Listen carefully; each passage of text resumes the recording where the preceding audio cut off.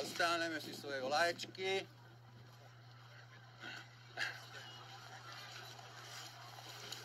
Chalanom prišli sme zamávať.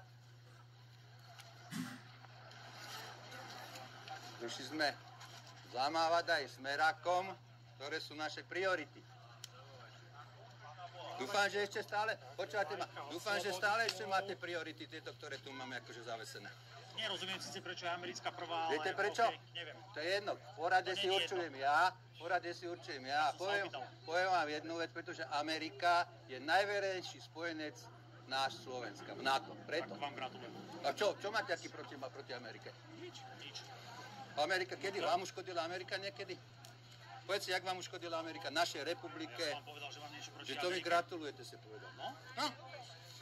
Amerika je náš najvernejší spojenec. Mám tu všetky priority tohto Slovenska. Lenže vy na nich kidáte, ale nadávate. Keď si pozriem Blahu, čo kidáte jeho kidy na tom telegrame, tak je mi nagrc. Tak ako vy si určujete poradie vlajok, tak ja si určujem svoj vlastný názor. Počúvajte ma, dobre, ale hádam mi ešte nebudete vyprávať, že v jakom poradí mám dať akú nebudete vlajku. vyprávať, aký mám však názor. To znamená, prečo vy nadávate na Ameriku? Ja?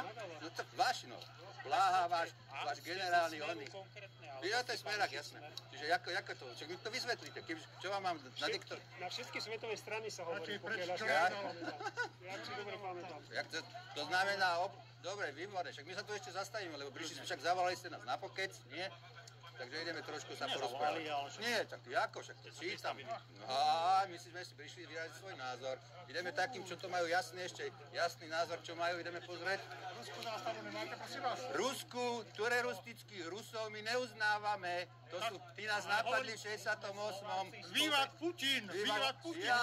Geroj Putin! Pobavil ste ma. Ja som bol v 68. som videl, jak nás napadli. Ja som to videl. Viete, na rozdiel možno od druhých. Čo tu blahorečá Rusov. Rozumiete ma? No. Ja som mal 6 rokov a pamätám si tanky, tak nevyprávajte mi tu hovadinu. Dobre. Ešte prídeme na debatu. Musíme pamätať.